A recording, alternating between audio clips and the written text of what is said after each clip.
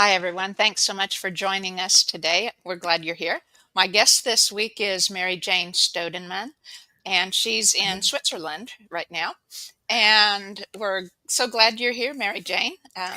Thank you. It's a pleasure to be invited. Thanks so much for thinking Oh, of me. you're welcome. I'm excited to talk about the natal charts and how we can use those, how helpful they are to our lives. And I'm going to just read a little bit of your bio for people here Yep. to know more about you. Yep. Mary Jane Staudenmann has been an astrology teacher and consultant since 1982. She has studied astrology and tarot and has read prolifically about modern humanistic astrologers.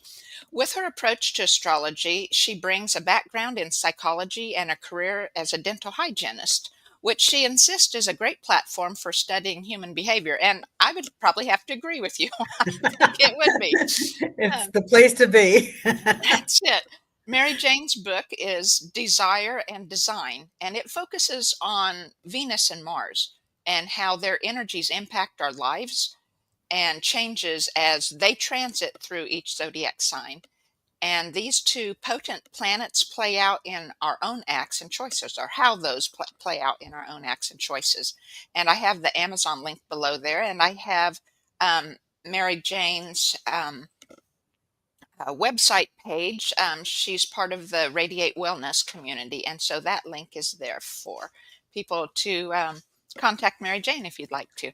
So, Great. yeah, great. So, Mary Jane, please, I'm wondering, from a dental hygienist then, and as a U.S. person living in Switzerland, um, what was your journey to get where you are today? Well, it's been Just in a nutshell, it's or been as a bit much of as you a want to say. zigzag, as you can imagine. I came, well, first of all, coming from the States to Switzerland was a job opportunity as a dental hygienist, and this was all happening more than 50 years ago. As a dental hygienist, we were much in demand here in Switzerland, especially. The schools were just getting started. The dentists were just getting interested in the possibilities of working with a hygienist, and so they were inviting in foreign hygienists from all over, not only the States and Canada, but also Denmark, Sweden, Holland. In Italy, there have been some hygienists that were here even before we were.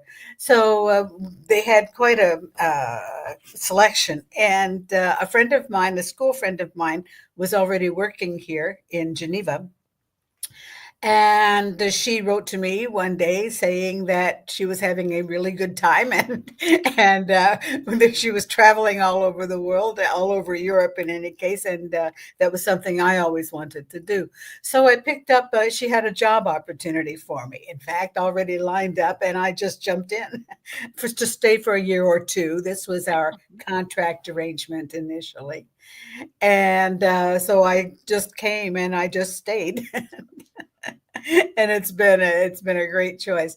The astrology came later, although as a young person I was always in contact with especially tarot card readers, and I'd had some experience with numerology.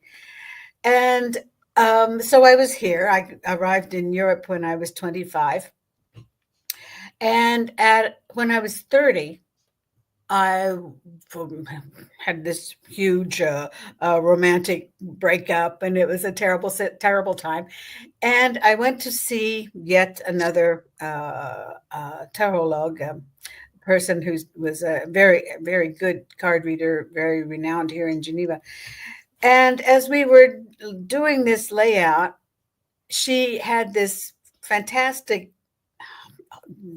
gesture of going to her ephemerides and looking up the people we were talking about, looking up their birth date.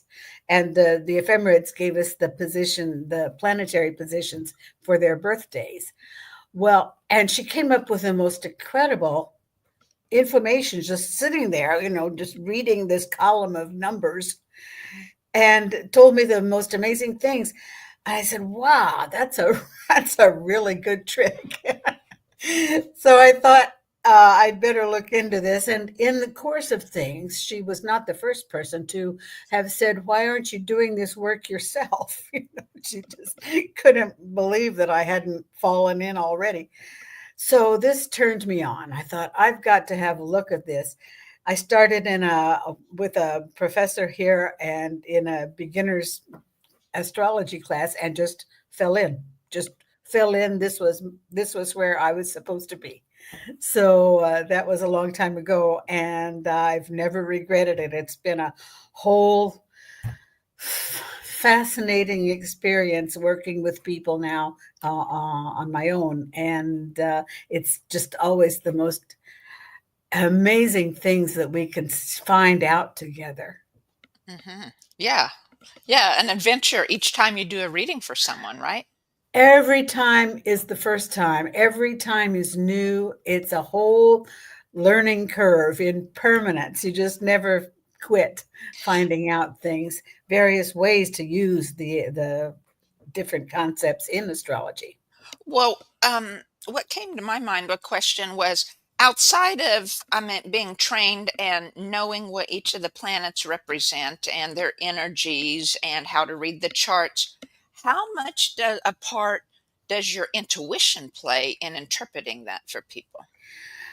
I maintain that the the best astrologers, I won't say all astrologers, but I think the best ones have a certain intuition in the reading of the things, because the in the gamut of possibilities for each planet, each sign, in each position, there are lots of ways to live these things out. But I think the intuitive side brings us into inhabiting the person's skin, inhabiting the person that's across the table from me, and literally understanding how he's used these various concepts, these various energies. That might be the most important intuitive part. There's some intuition involved in just the pure reading.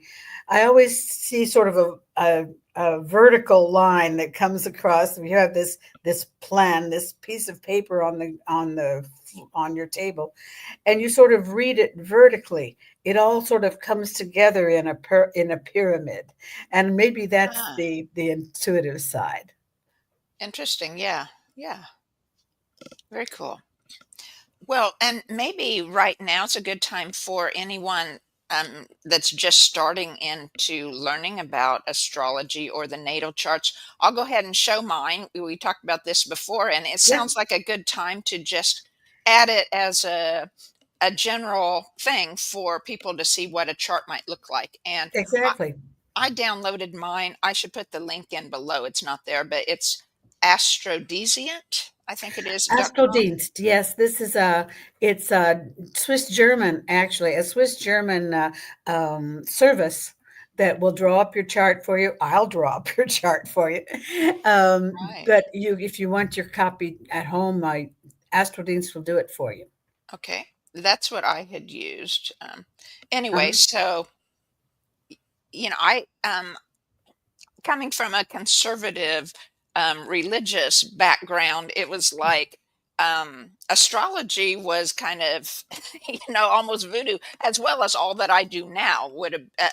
Family still considers it very, very this way, right? And it's like Right, right. so it has taken me quite a journey the last several years to to learn that all these planetary and luminary energies are there for us. They're working in our spiritual highest good always, Always, and always. and that's just amazing to me to know that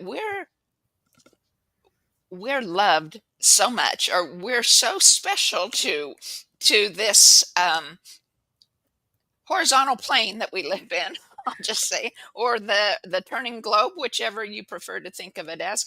And we're so special that we're loved every day with all these interactions of all the planets to guide us for our spiritual highest good. This is it. This is the ultimate magic uh, involved in astrology, in all of the esoteric arts. You know, why should this work? I, I swear I still don't know how this works so well, or Right. why it works so well, but I know that it does. And when I invite someone into consultation, or they show a desire to enter into consultation, it's with this notion of becoming more aware of oneself, of one's good side, possible side, impossible side. What are we supposed to be avoiding? What can we do better? How we should be evolving. And there are techniques in the reading, in the astrology reading, that involve ongoing evolution. The chart is not finished when you're born. It's I see a lotus flower that opens up like this the whole throughout our lives. There's not a stopping point either. It's an ongoing evolution, and it's a beautiful thing to watch. And I know definitely that we're supposed to be pulling out the most good out of this astrological reading. Yeah. Oh, that's beautiful. Um, so that brought up to me the question of past lives. So if I mean, I work with ancestors and Mhm. clearing and things, and so, of course, our actual ancestors would have each had their own birth date, but the theory or the idea of that we each have lived here many times, right? Or that all these lives and possibilities of what happens in each lives are simultaneously occurring or chronologically occurring. And but if we all had the same birth date, how how does that then unfold for each of us, or is it only the one we're most aware of that fully unfolds? Oh, this is a difficult question. There are, this said, there is a whole school of karmic astrology. There are many astrologers, or a few actually, astrologers that are more interested in the karmic line. It works for me. It works like this. In some charts, I see the old soul, and some other charts are brand new. It's as though the person had just dropped from the sky and was a perfectly new soul. It's very strange how some souls are just older than some other souls. Now, what else is true? And with this in mind, I study really one person at a time. I found that this is pretty complex already, and I haven't gone looking for a lot of karmic ties. Sometimes they happen, sometimes they don't. But what seems to be true, and when I've looked at generations, uh, grandparents, sometimes we have access to older charts, especially grandparents' charts, and our own children's charts. There seems to be, very curiously, a sort of a red line running through the different charts in the different generations. There seems to always be some kind of astrological signature that all of these charts are going to share.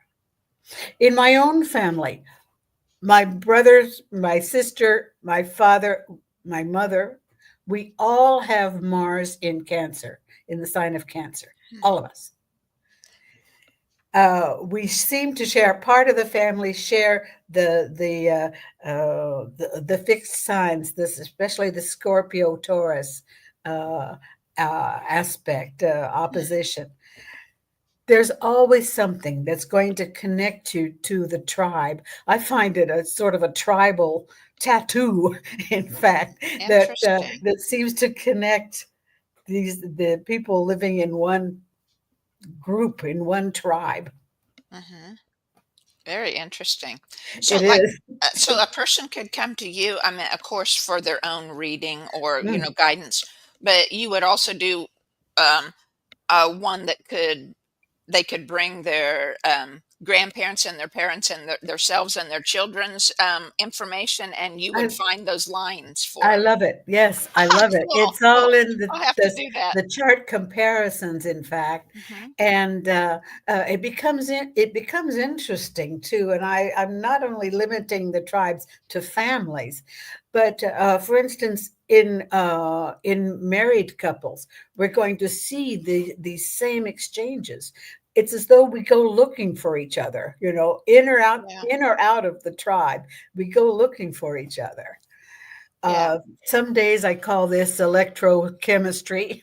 I don't know how to say what this attraction is. I wrote a lot about Venus and Mars, and that seems to have something to do with it. But this attraction goes on, and we're going to find each other one way or the other, and continue the red line that ties us all together. yeah. It's that brings up. I just read this yesterday. I'm in training to be a feng shui a consultant because it's another form of energy healing. I mean, that was Absolutely. a new thought to me, and it was Yes. beautiful, and I wanted Yeah. it, right? Yeah. And so, but the leader, the teacher says that about half of all the people who's ever been in consultant training, including me, which is in now, about half of all she has certified, she feels a direct connection from past lives with them. And that very much then goes according to what you were saying. I think so. I think so. I expect it happens with all of us that we meet someone. I know this was true when I was practicing dentistry. You fall upon a patient that comes wandering the door, and you say, "I know this person. Uh-huh. We've had dealings in the past. We're totally comfortable." This happens not only professionally, but meeting someone at a party. You say, "Oh my word, you look really familiar," and you start talking. You find all these things you have in common. It's all over. It's all over. Jung talked a lot about synchronicity. He was very heavy into astrology. Was Carl Jung, and talked a lot about the fact that we fall upon by coincidence. Another word that I never use. Right, right. That we're going to fall upon people that we've probably been dealing with for the last, 10,000 years. I maintain Yeah, that a lot of family members certainly have old connections, but also people in our surroundings. yeah. Yeah, it's interesting. It seems like just as our, if you had used the word soul contract or whatever it is we wanted to experience to come to Earth, Mhm. many people seem to have had as part of that this ongoing interplay with Yes, other people, right? And for so they sure. appear in their lives and interact, and a lot of it isn't helpful. I've heard that Mhm. from some of my clients. I've experienced some of it in the biofield work that I do. It's, some of that isn't that well. I suppose it's meant to be since we have the choice. And in that way, it's meant to be, right? Because we chose it and put it into action. True. But it's like, it can't be helpful for maybe it is No, for our highest good. You have to look at it that way, right? you That it know, is in for our highest good.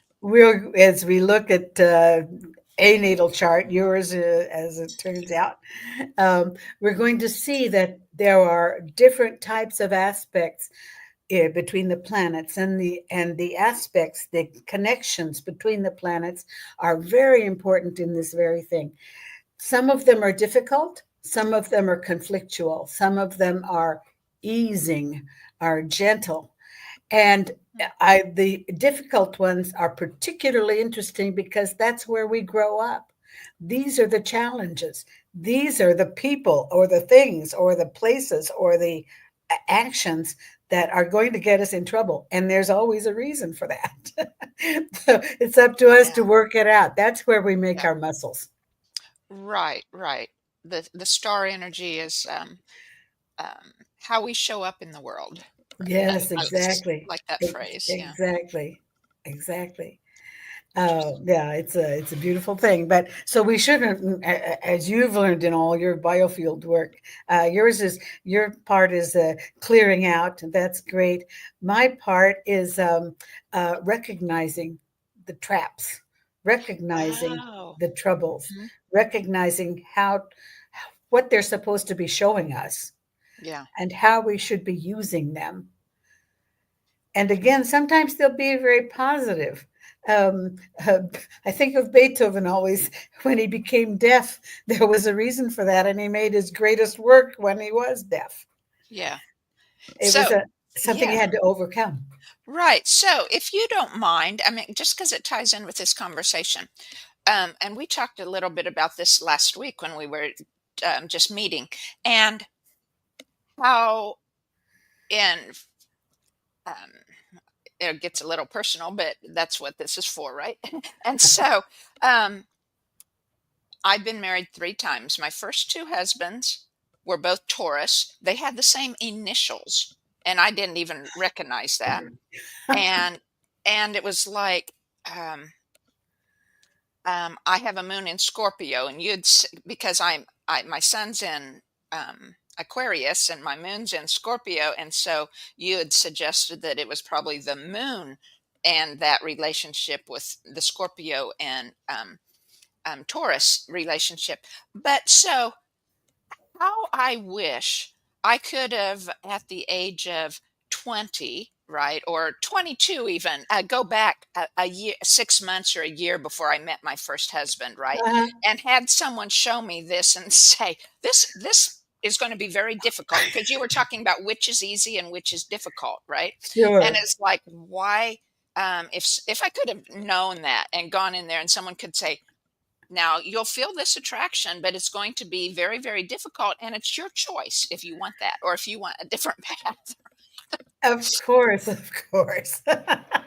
And of course, I didn't Yeah, learn the lesson the first time, so I made another choice the that same way, and I moved on to someone else. I mean, that has a different birth sign, so I must have learned whatever lesson I was meant yep, that's ideal. after the second no good one, right? Now, mind you, these the in your story, these people were probably needing to teach you something or to show you something. Huh? Yeah, And that's exactly. why, the first few times we kind of knock our head against a wall until it doesn't feel good anymore and move on, right?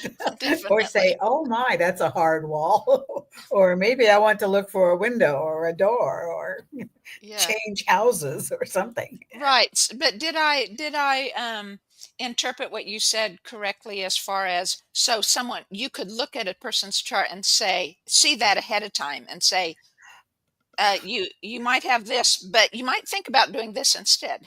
That's the whole idea. Yeah, That's the whole idea. beautiful. Yeah, beautiful. But I'm thinking too, people tend to come into consultation at a time where they're at some sort of crossroads. Maybe they've done this particular action too many times, or maybe they're really tired of a certain reaction that they see in themselves over and over again, a really bad habit, a really bad reflex. And, sometimes that's when it's time to check out, it's time to see what the problem is. And it's typically some square or some opposition that we have to deal with Uh-huh. and work it through. That's what I do in consultations, work these things through. Neat. Yeah, that's so beautiful. I wish I would have known more, but then of course I wouldn't be exactly where I am now in my life, right? I No, wouldn't appreciate it as much, perhaps, to that's come true. to come into That's it later true. after a life of hard knocks. Yeah, well, I've seen that's a funny thing that you say. The charts that I find the most difficult to approach are charts that are too easy, too Oh, comfortable, mhm. too everything is given, everything is gentle, everything is, mind you, this doesn't exist in the real world, but But a chart that has no challenges in it is an invitation to depression, is an Oh, invitation to doubt, the first hard wind that will knock this person over. And he doesn't understand what's wrong.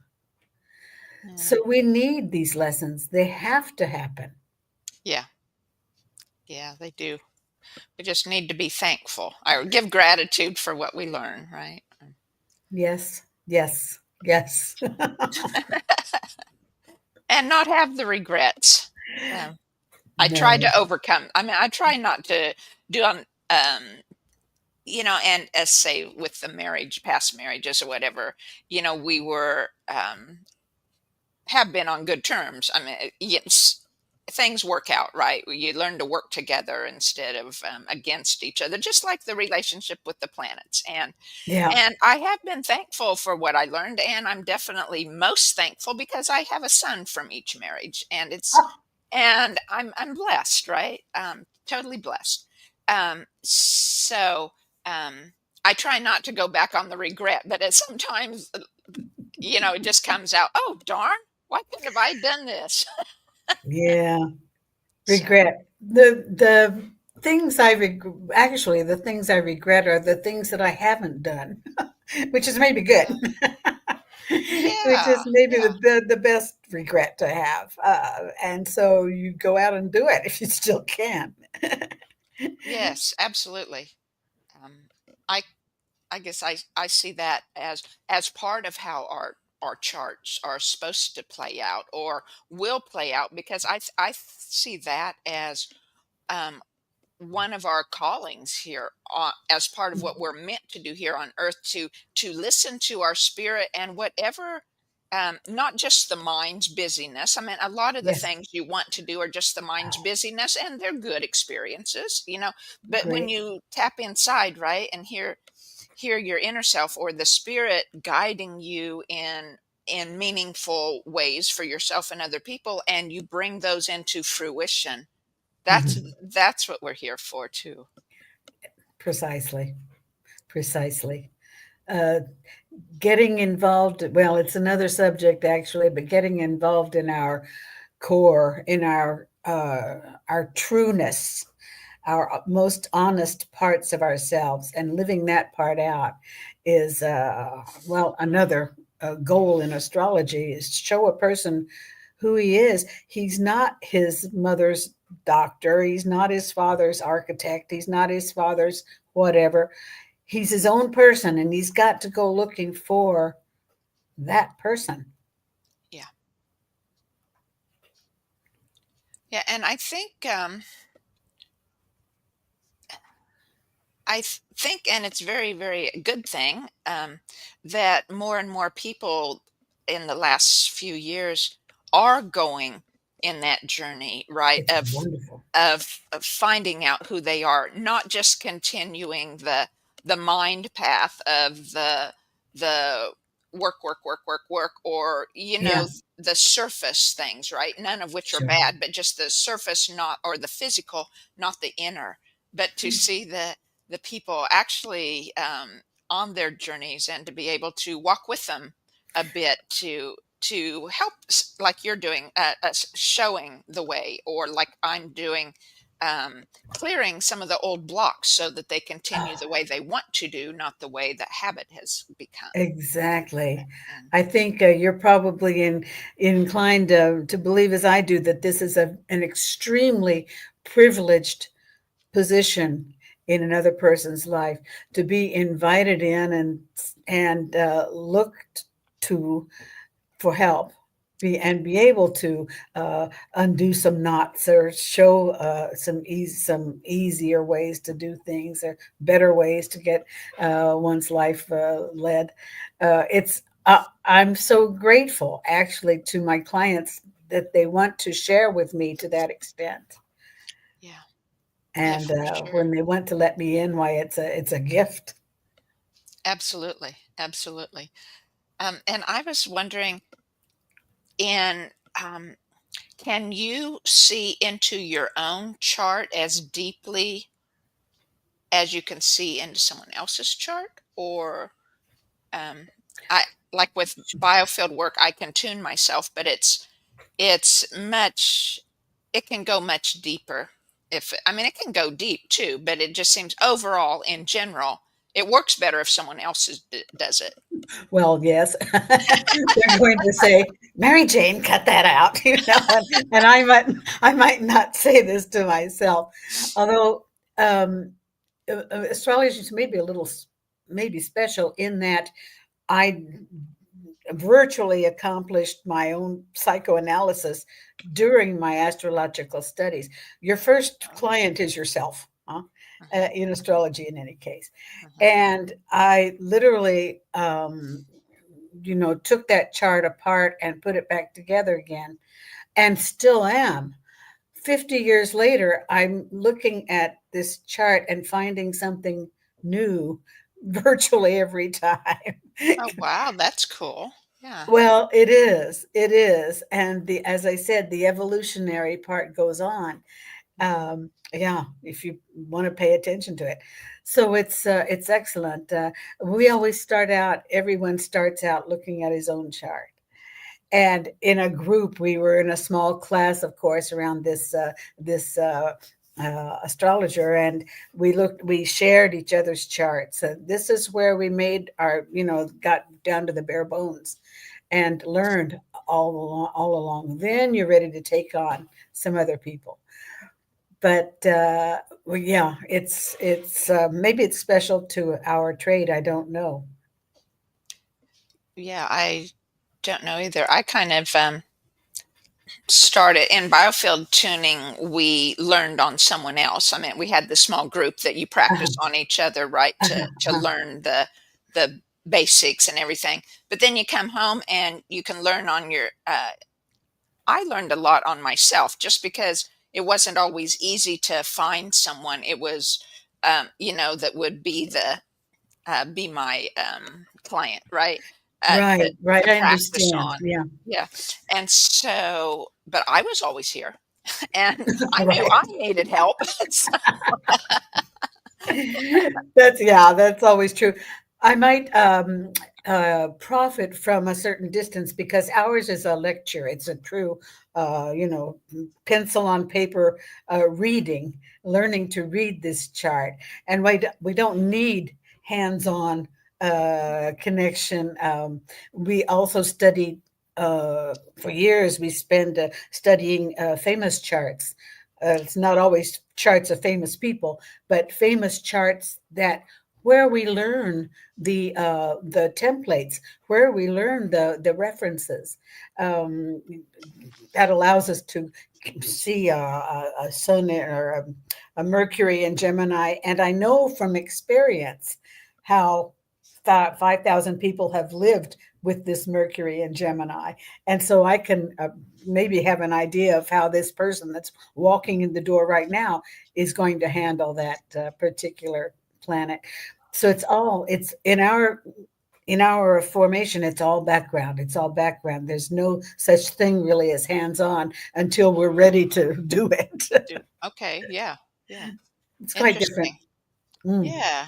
So what, I don't know, maybe it puts you on the spot, but so what is one of those famous examples you spoke of or that Oh, get my book. I've got 100 charts in this okay. book to Uh-huh. tell you exactly that.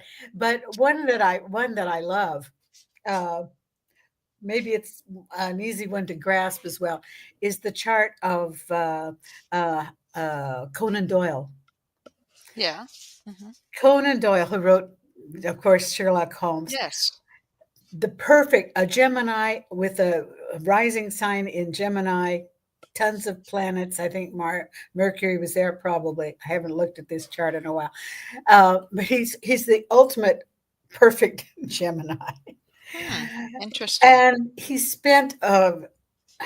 had again a double personality. He was first of all and groomed as a war correspondent. His one love was doing writing journals, writing articles for newspapers at home during the war. that he was involved in. And this is where he made his bread and butter. This is where he wanted to be well known. Well, when times got bad, or between two wars, he began to write his novels, Sherlock Holmes. He became, I mean, everybody loved Sherlock Holmes. They were waiting to grab up the papers and read the next installment of his mystery novels and detective novels. He became jealous. He became literally jealous of Sherlock Holmes. Wow. I think he had a serious split personality myself, because he literally was furious with this fellow, which is why he ultimately killed him in the last one. He said, "I've had enough of this fellow," and was always jealous of his popularity. Wow. He couldn't accept this in himself. So Interesting. yeah, I find it really interesting, and Holmes showed the positive side, this incredible rapid mentality that could see all the connections. Mercury is the planet of connections, after all, and communication, language, Yes. ruse, clever enigmas and things. So sure. So this was the healthy side, the Castor side of Conan Doyle. The Pollux side was this desperate, depressed war correspondent who couldn't make any money doing what he wanted to do. Wow. Yeah, Interesting. Yeah. it's quite a chart. Wow. Yeah, I loved Sherlock Holmes.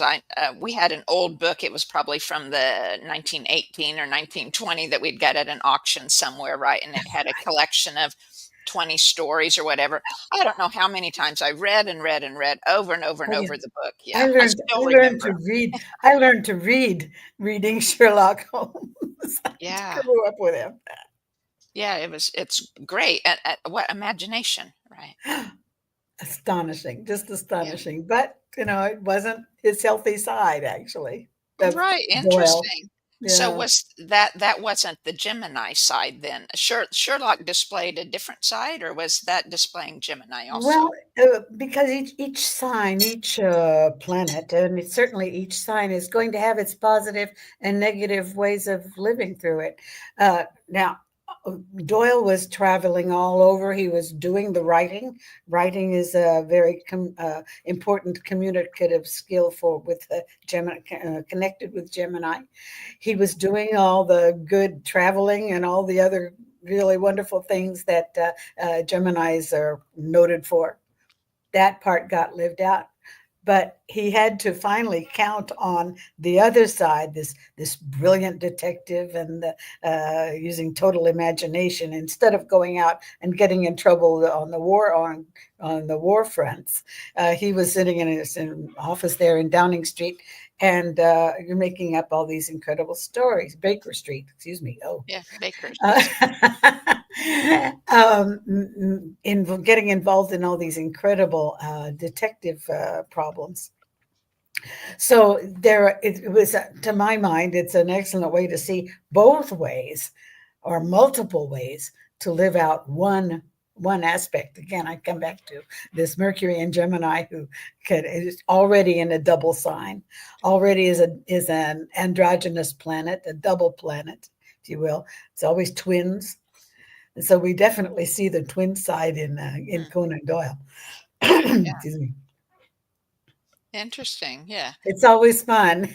Well, yeah, Oh, yeah. I've got thousands of them. Very cool. Very cool. Well, thanks for sharing that one. Uh, Yeah. I was wondering too, how does your tarot then combined with your natal charts, or do you combine them, or it's just something you draw on of and experience? I guess probably as a young person, I uh, hooked up with tarot. I had an aunt, and the eccentric Gemini aunt, who was involved in all these esoteric studies. She lived far away from us, but I saw her every now and then, and she and I had this red line connection. We were obviously in the same tribe. Anyway, she showed me a few things about the tarot when I was actually quite young. And I always had, periodically, I would go to a tarot card reader and, have top ups on my favorite subject, whatever was going on. So I sort of knew the tarot. Now, there are some parallels, not many, between the astrological reading and the tarot, because they're actually different vocabularies of the same phenomena. I like to use the tarot. I like to come back to the tarot to sort of fluff out chart reading. Hmm. We'll see details. We'll see daily kind of bare bones details that sort of give us an idea of how to use this particular challenge, this particular interview, this particular person, whatever is showing up in Hmm. the astrological chart. We can, I like to say, we can see the color of his eyes. You can see what this person is going to be involving us in. So it gives us again daily details. Tarot is such a noble instrument. It's so beautiful for getting these details.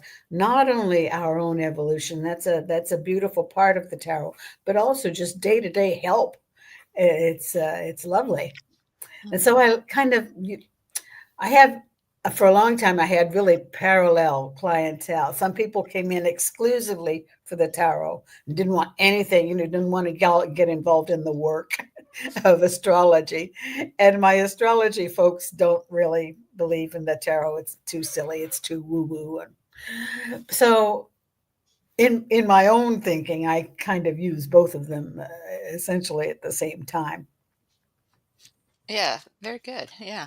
I'm just going to pause right here and put my banner up here for any um, new people watching, at whatever time you're watching, to like and subscribe, please, to help the channel grow so we can get Mary Jane's and other guest information out to everybody too.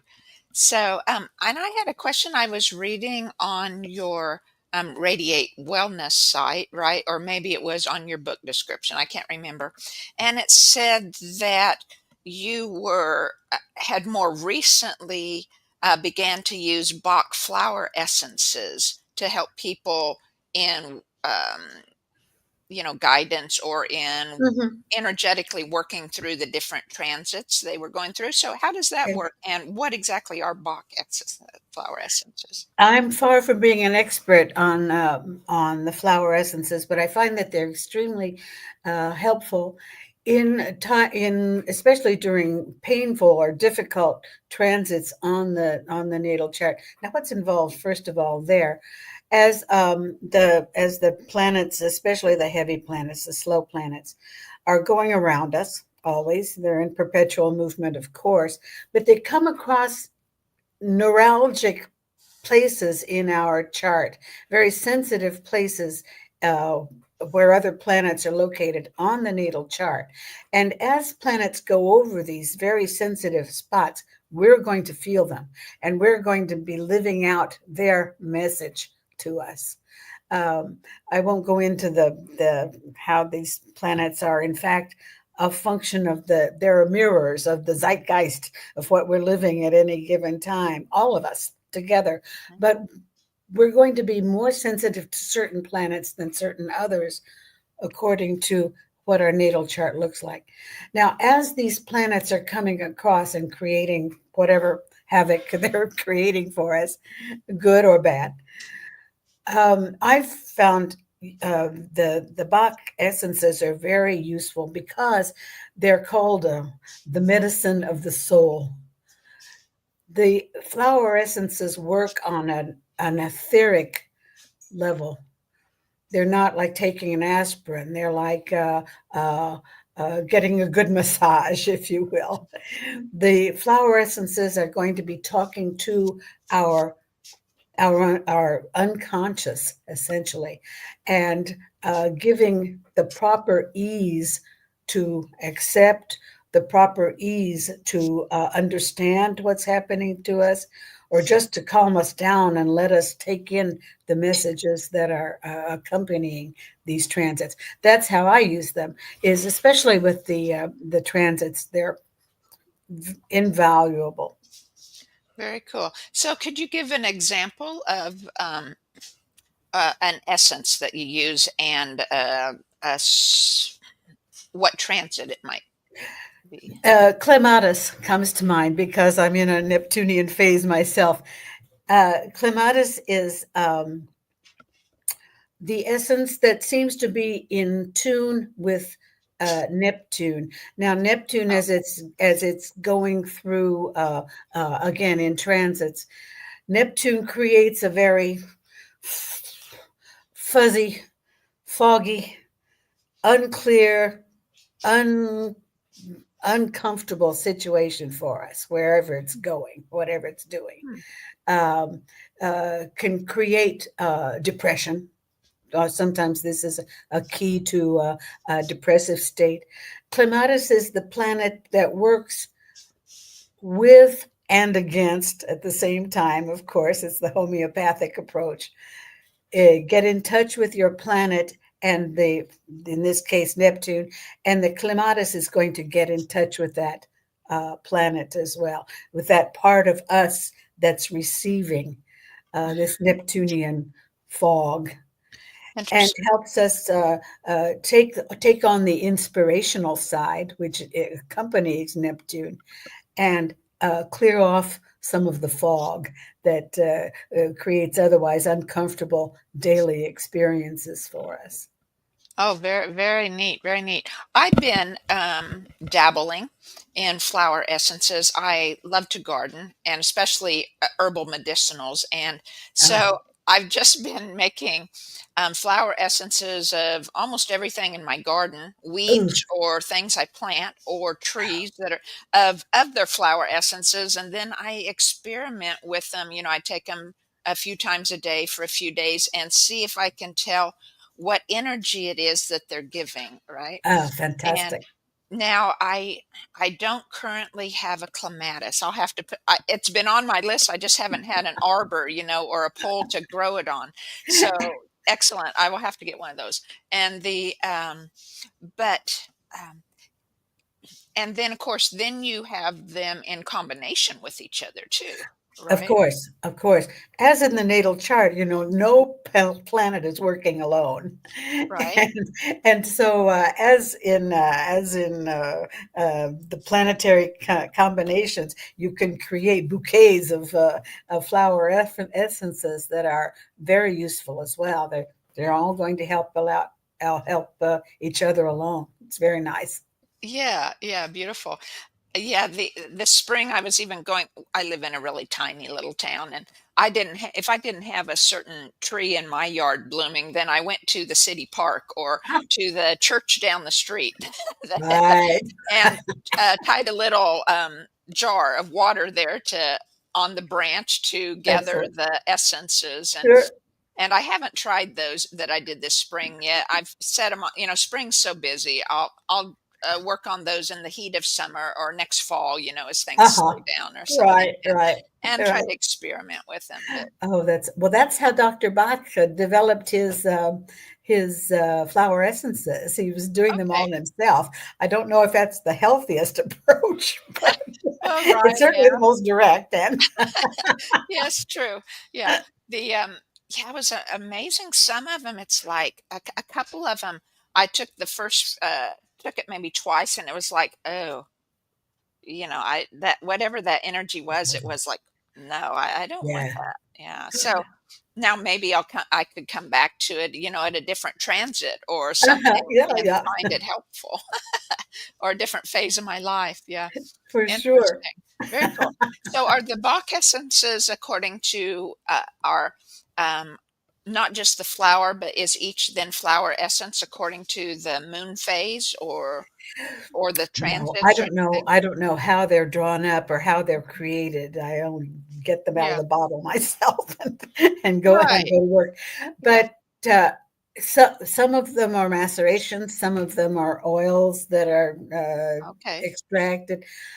I honestly don't know. There Hmm. there are all kinds too. Some of them are chestnuts. They're not always the flowers. Essentially, Okay. they can Hmm. also be pine needles, for instance. Okay. Verveine. What is that? Oh dear. It's a type of tea, in fact, that we use in the West as an infusion. He's got all kinds of ways that been drawing out these essences. I'm not, as I said, I've not been to school there, so I Sure, don't know. sure. Yeah. Well, very, very interesting. Yes. But Thanks for yeah, talking about the flower oh essences. goodness, I love to use them. Yeah, I really do. And what amazes me about the essences now, I don't know if there's any tie you can make to astrology with this, but with the essences, it's like the smaller the percentage of the essence in the water, right? The smaller Mhm. the strength, the greater the strength it is, right? Yes, yeah, And that's true. um, does that have any tie into the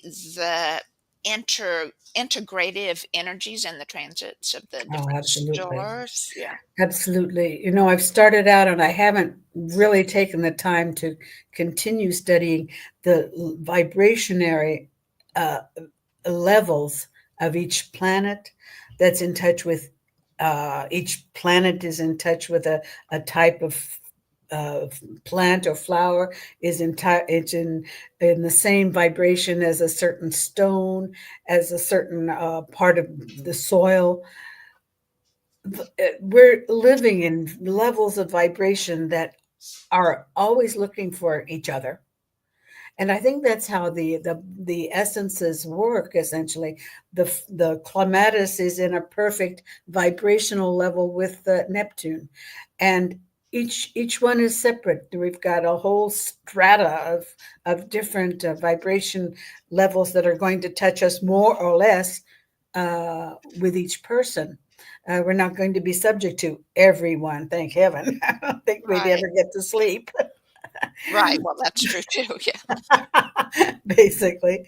But it's important, at least very useful, to find out which vibration we're working on. Then you can count on the stones, the crystals, Mm. the earth, the flowers, the plants, the whatever you're looking for. If you're working on that particular vibration, you can take it all in and use it all. Neat. Cool. I would like to, because your book is about Venus and Mars, right? Mhm. Would you mind talking a bit about Venus? I had remembered telling you in my conversation that we had before that, um, because I talk to trees and other plants, they're easy, and I talk to the planets, to the stars, and the probably the most distinctive energy that I feel in response to talking to them is Venus's. And you had pointed out that that's probably my Scorpio moon again. But it's like Mhm. I find Venus very spicy or flighty. I don't. It's a She kind is of a a bit of that. She is a bit of that. Venus is the desire part of the desire and design. Just a word about this couple because it's notorious after all. mhm, We always hear about Venus and Mars kind of in the same time, and this has been going on for the last 5,000 years in virtually every civilization. Um, in my take on Venus and Mars in my astrology is that Venus is the uh, left hand of the sun. They're both in service to the sun. Venus is the left hand of the sun, and Mars is the right hand of the sun. Venus is the sun being this driving energy, right? That each of us has. Venus is going to uh, desire, show what is important, what has value, what we consider important and desirable in our lives, what we're going to need for our own personal comfort, for what attracts us. Mars is the muscle. Muscle's going to the Mars is going to go out and get that thing.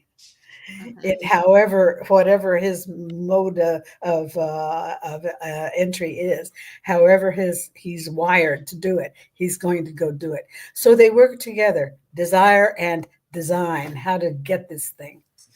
Okay. So Venus, yes, well, flighty is maybe a big word. The Venus in Gemini is definitely flighty. Venus in Taurus a little less so. She's more desirous. You know, this is money. This Okay. is the money Hmm. Venus. Yes. And that's what she talks to me about a lot. She talks Ah, about interesting. money. Yes, this is her main subject conversation. No, Venus is also love, is also beauty, is also aesthetic.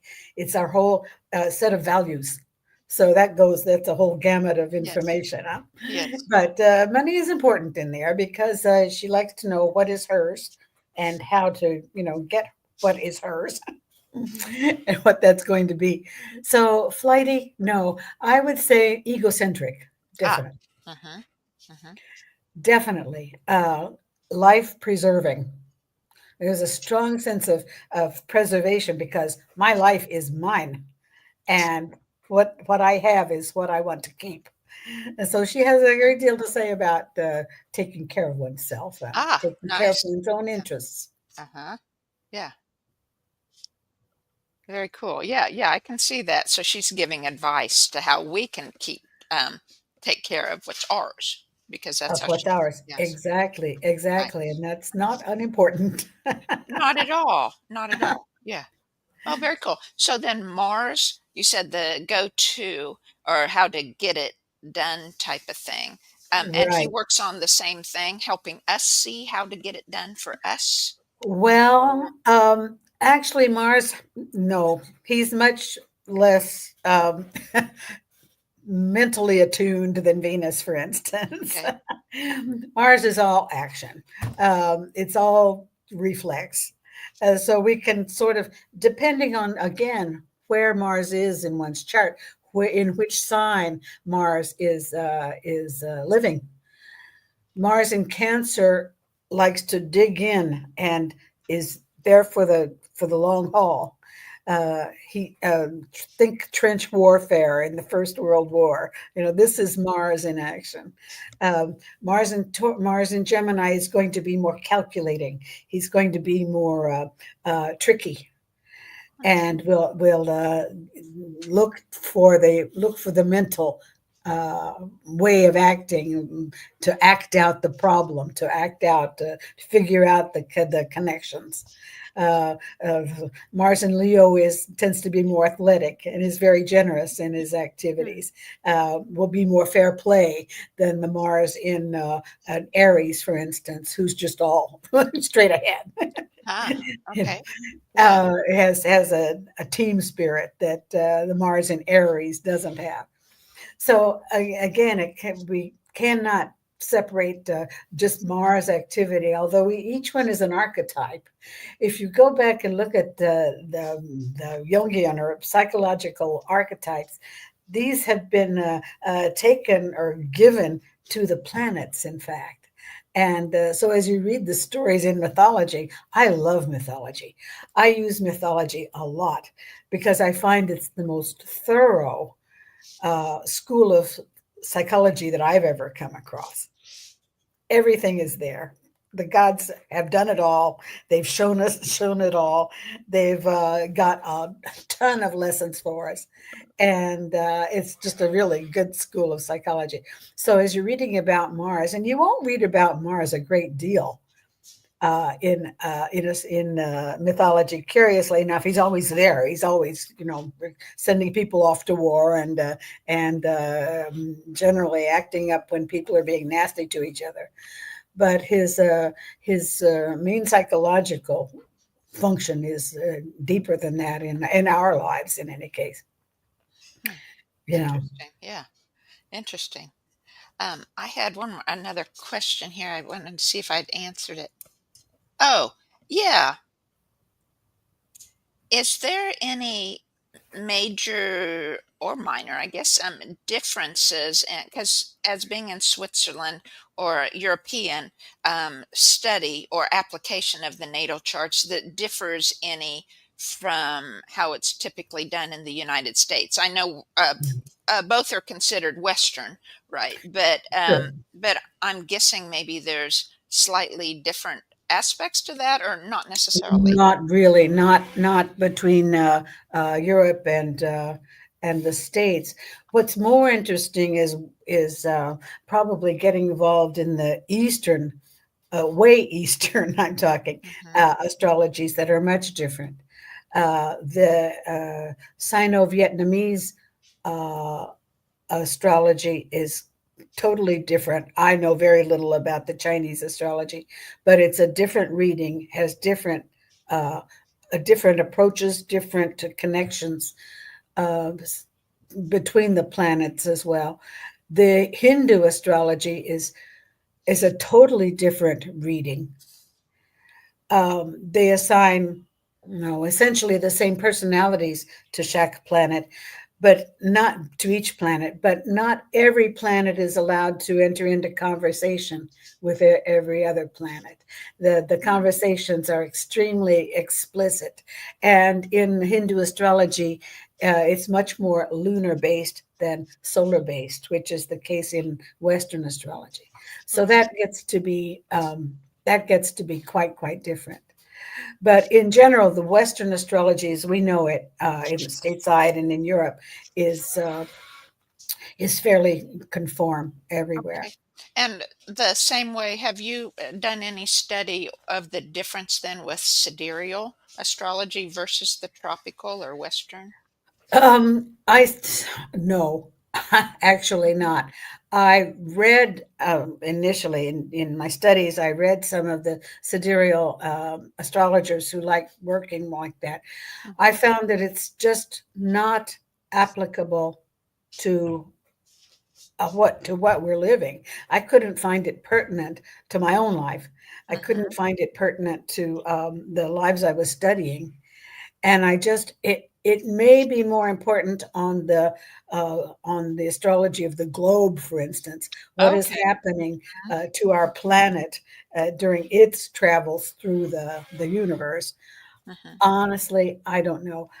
I've always thought that I had my hands pretty full just taking care of people, Oh, and yeah, I agree. And you I know, know in the little that I've looked at sidereal, I think that the Western seems much more, I lean toward that a lot more, that it seems more accurate for oh me. yes, so because we're active in the seasons, and when I see the planets acting uh, seasonally as they're going through the different signs, I just feel very comforted in staying with tropical astrology. Yeah. Yeah. Very good. All righty. Well, is there anything that you thought that you would like to leave us with, or invitation for people to contact you, or? That, in any case, I find, who was it, that Paracelsus said that approaching your life without a sense of timing is a total waste of time and energy. And I think it's true. One of the beautiful things that I love about astrology, and one of the main things we're trying to accomplish, is working with our time limits, working in time, using our strong periods and accepting our weak periods. There are times when we're supposed to be getting ahead. There are times when we're supposed to be sitting back, taking it easy. In everything, there's a season. It's in the Bible, and Mhm. it certainly is it true in our lives.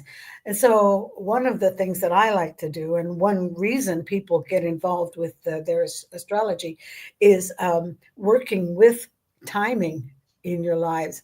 And reading your birth chart is first of all useful in understanding your own rhythms, your own impulses, your own reasons, but also how to use all that energy and to get something done, to get things done that you want to get accomplished in your life.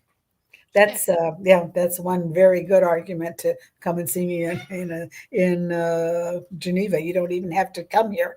that's right. Awesome. And I do have your links below there for your book on Amazon and the Radiant Wellness page that people could contact you through there. Great, So great. awesome. Mary Jane, thank you so much for joining me. I loved our conversation today. It's very enjoyable. This has been a true pleasure, and I hope we can do this again. That would be fun. All right. And thank you everyone for watching. We'll catch you next week. So long.